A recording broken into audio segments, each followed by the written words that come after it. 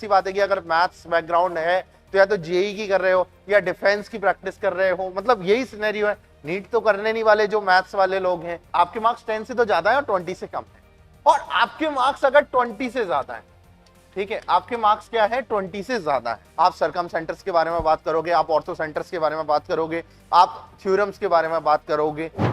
Hello बच्चा लोग, कैसे हो आप सब लोग? तो आइयो बहुत अच्छे होंगे। तो बच्चों, ये जो सवाल है ना, आज का सेशन जिस सवाल पे होने वाला है बहुत अमेजिंग सा है।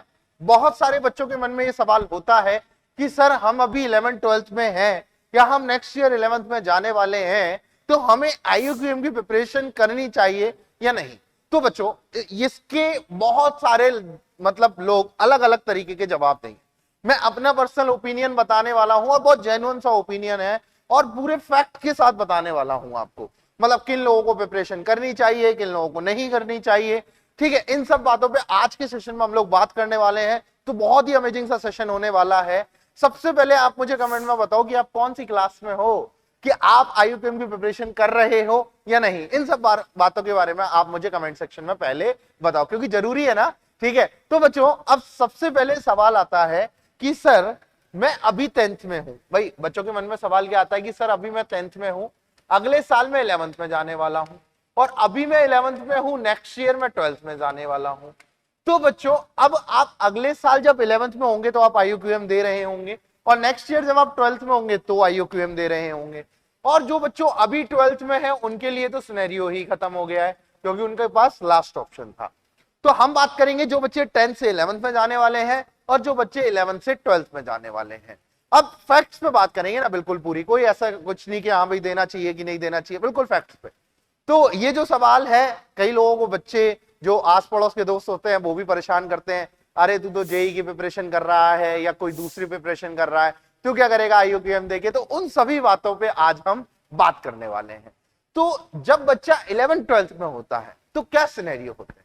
भाई अगर आप 11th 12th में हो तो आप जेई की प्रिपरेशन कर रहे हो। ऑब्वियस सी बात है कि अगर मैथ्स बैकग्राउंड है तो या तो जेई की कर रहे हो या डिफेंस की प्रैक्टिस कर रहे हो, मतलब यही सिनेरियो है। नीट तो करने नहीं वाले जो मैथ्स वाले लोग हैं। ठीक है, अब उनके मन में सबसे बड़ा सवाल आता है कि सर एक साइड तो हम जेई की प्रिपरेशन कर रहे हैं और एक साइड आप बोल रहे हो कि IUQM देना चाहिए, तो IUQM को हम कैसे बैलेंस करेंगे, क्या हमें देना चाहिए?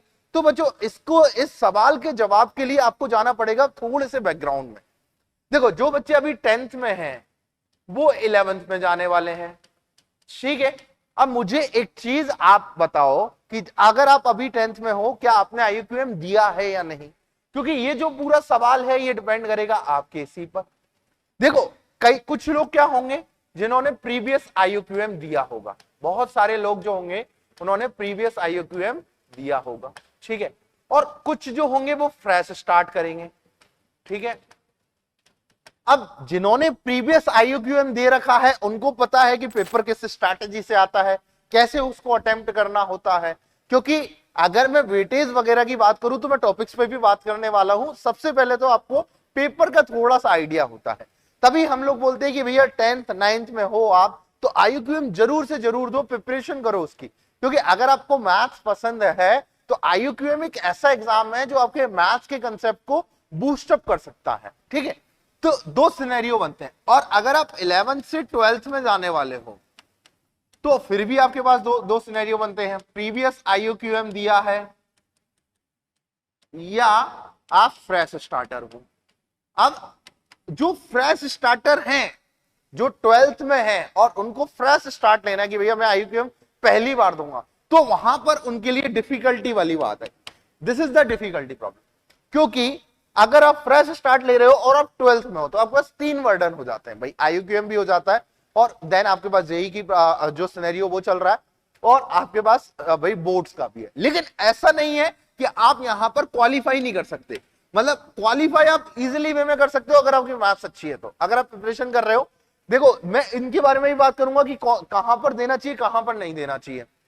ठीक है, तो अब देखो एक बात आप समझो कि ये तो हो गया अपना सिनेरियो कि भैया हमने दो टाइप के बच्चे डिवाइड कर लिए कि भैया एक तो जिन्होंने प्रीवियस IUQM दे रखा है और एक जो है वो फ्रेश स्टार्ट करने वाले। तो यहां पर जो सबसे बड़ा जो फैक्टर है वो क्या है, टाइम मैनेजमेंट का। मैंने पूरी वीडियो को 2-3 पार्ट में डिवाइड किया है कि भाई सबसे पहले तो बच्चा क्या कर रहा होगा, बच्चा कर रहा होगा कि भाई या तो जेई की प्रिपरेशन कर रहा होगा या 11th-12th की प्रिपरेशन कर रहा होगा। और देन उसके बाद जो सबसे बड़ा इश्यू आता है वो आता है टाइम मैनेजमेंट की, सर कैसे मैनेज करूंगा मैं, तो उसके बारे में ही बात करने वाला हूं। अब बात आती है कि सर ये चैप्टर जो है वो आईयूक्यूएम में आते हैं कि भाई बेसिक मैथमेटिक्स आता है, नंबर थ्योरी आता है, ज्योमेट्री आता है, अलजेब्रा के अंदर कुछ टॉपिक्स आते हैं, फिर sequence and series, combinatorics, functional equation, trigonometry और इनइक्वालिटीज। ये जो टॉपिक है ये मैथ्स का सिलेबस है। अब मुझे बताओ आप अगर, अब सबसे पहले बात करते हैं जो 10th से 11th में जाएंगे, ठीक है। अब देखो यहां पर क्या सिनेरियो है कि भाई अगर आपने प्रीवियस आईयूक्यूएम दे रखा है, अगर आपने प्रीवियस आईयूक्यूएम दे रखा है और आपके मार्क्स ग्रेटर देन 10 है, आपके मार्क्स क्या है, ग्रेटर देन 10 है, पर इसको मैं चेंज कर देता हूं थोड़ा सा, बहुत अच्छे से डीपली वे में समझ आएगा आपको। आपके मार्क्स जो है वो ग्रेटर देन तो 10 है और लेस देन 20 है, मतलब आपके मार्क्स 10 से तो ज्यादा है लेकिन 20 से कम है। भाई आपके मार्क्स 10 से तो ज्यादा है और 20 से कम है, और आपके मार्क्स अगर 20 से ज्यादा है, ठीक है, आपके मार्क्स क्या है, 20 से ज्यादा है, ठीक है, मतलब इसको सिनेरियो को चेंज कर देते थोड़ा सा, आपके मार्क्स जो है वो 20 से ज्यादा है, ठीक है। अब एक बात समझो कि अगर आपके मार्क्स 10 से 20 के बीच में, तो आपको आईयूक्यूएम के लिए भी बहुत अच्छे से पढ़ना पड़ेगा, लेकिन अगर आपके मार्क्स 20 से ज्यादा हैं तो बच्चों आप और अच्छे एडवांस लेवल की क्वेश्चन की प्रैक्टिस कर सकते हो, ठीक है। ये दो बात हो गई। अब सर करनी क्या है, देखो बात समझो, अंतर देखो, अंतर बस समझा रहा हूं केवल। अगर आप 11th में जेई की प्रिपरेशन करने जाते हो, ठीक है, तब भी आपको ये सारे टॉपिक्स पढ़ने हैं, केवल कुछ टॉपिक्स के कुछ पोर्शन को छोड़ के। मुझे एक चीज बताओ, अगर आप 11th में जेई की प्रिपरेशन करने आते हो तो आपको ये बेसिक मैथमेटिक्स पढ़ना है या नहीं पढ़ना, ठीक है, बिल्कुल पढ़ना है, और आप बेसिक वाला तो पढ़ के आए हो। अब लेकिन इसमें थोड़ा सा एडवांस वर्जन आ जाता है। जैसे बेसिक मैथमेटिक्स में बात करूं तो आपके पास आइडेंटिटीज पे बात हो गई, आइडेंटिटीज आ गई, ठीक है। उसके बाद आपके पास लॉग आ गया, लॉग के बाद अगर मैं बात करूं तो फैक्टर रिमाइंडर थ्योरम आ गई, ठीक है। यही तो पढ़ाते हैं आप ही को बताओ, बेसिक मैथमेटिक्स में जेई की प्रिपरेशन में यही सब पढ़ाया जाता है, बस इसके सवाल थोड़े से और अच्छे लेवल पे जाते हैं। तो आप एक बार बताओ, अगर आप आईयूक्यूएम की भी प्रिपरेशन कर रहे हो साथ साथ, तो आप एक चीज बताओ, बेसिक मैथमेटिक्स में आपकी कमांड होगी या नहीं। मैं उनके सिनेरियो के लिए बात कर रहा हूं जो जेई के अच्छे लेवल पे रैंक लाना चाहते हैं, जेई में सेलेक्ट होना चाहते हैं। तो अगर आप बेसिक मैथमेटिक्स पढ़ते हो तो आपका वो वाला पोर्शन भी स्ट्रांग हो रहा है जो जेई में आने वाला है। हाँ सर बिल्कुल आने वाला, कोई आपको सिनेरियो से भटके नहीं। सेकंड बात, ये वाला जो चैप्टर है, अब कुछ बच्चे 10th में आईयूक्यूएम दे के आए हैं और कुछ बच्चे 10th में आईयूक्यूएम नहीं दे के आए। जो बच्चे 10th में आईयूक्यूएम दिए हैं और जिनके मार्क्स अच्छे आए हैं, मतलब 10 से ज्यादा आए हैं या 15 भी आए हैं, जो भी आए हैं, उनको पता है कि नंबर थ्योरी एक ऐसा टॉपिक है जो टॉपिक आपके बाकी टॉपिक्स में बहुत हेल्प करता है। देखो ऐसा कोई अलग से कोई टॉपिक नहीं है, नंबर थ्योरी बस आपको इंटीजर्स के बारे में बताता है, ठीक है। आपके एलसीएम जीसीडी इनके अच्छे अच्छे क्वेश्चंस आते हैं, डाइफेंटाइन इक्वेशन हो गई, ठीक है, सबसे ज्यादा यूजफुल क्या है, डाइफेंटाइन इक्वेशन से क्वेश्चन आता है, ठीक है। और एक बात मेरे को बताओ, क्या ये जो चैप्टर है वो आपकी जेई प्रिपरेशन में हेल्प करेगा नहीं करेगा? सर बिल्कुल करेगा। क्यों?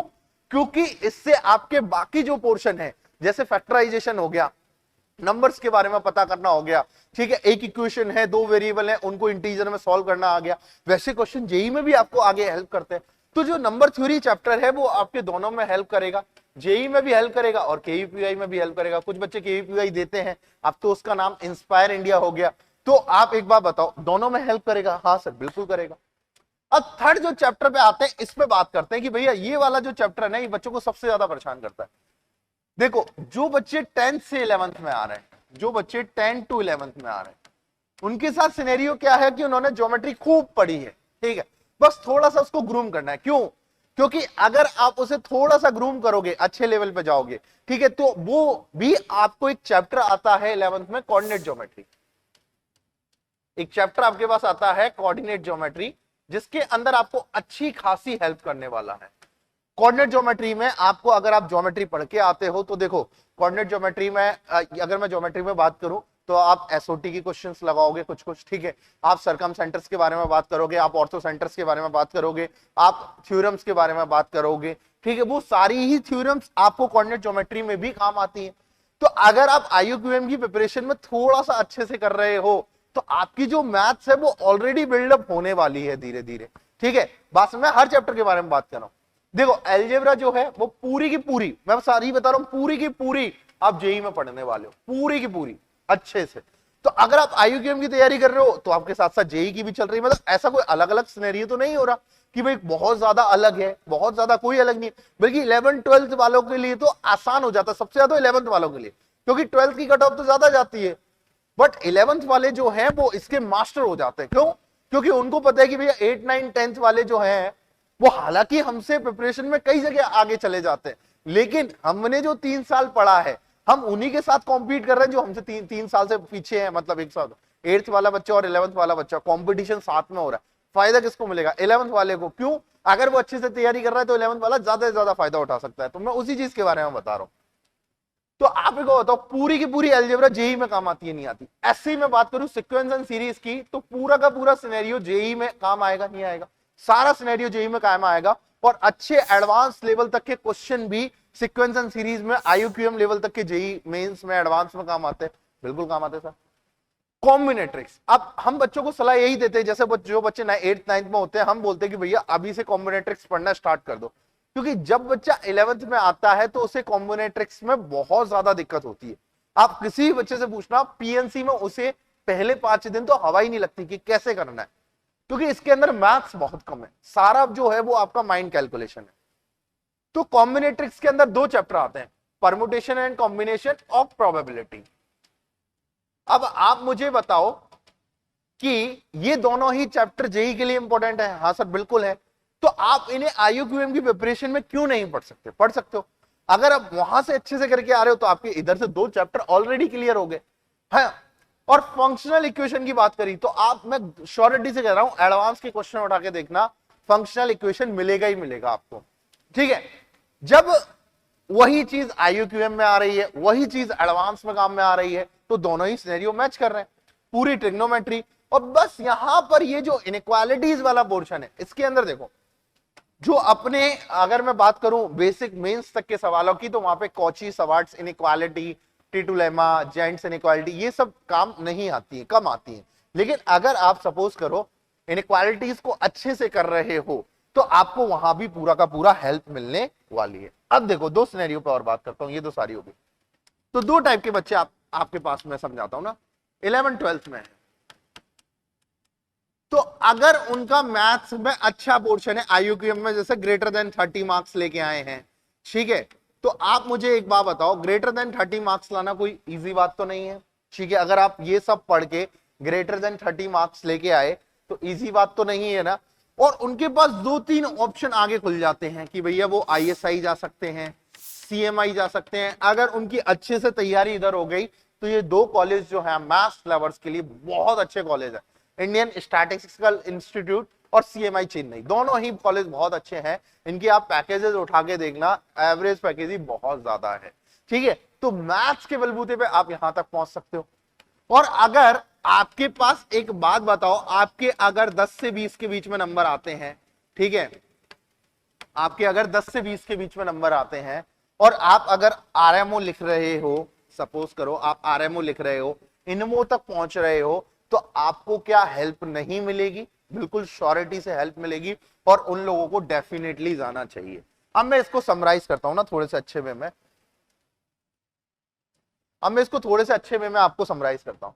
देखो, जिन भी बच्चों के अगर 10 से 11th में जा रहे हैं और जिन भी बच्चों के 10 से ऊपर नंबर आए हैं आईयूक्यूएम में, जिन्होंने पहले दिया है, उन सभी बच्चों को 11th में आईयूक्यूएम देना चाहिए, फोर श्योरिटी से देना चाहिए, क्योंकि वो अच्छे से अच्छा और करेंगे।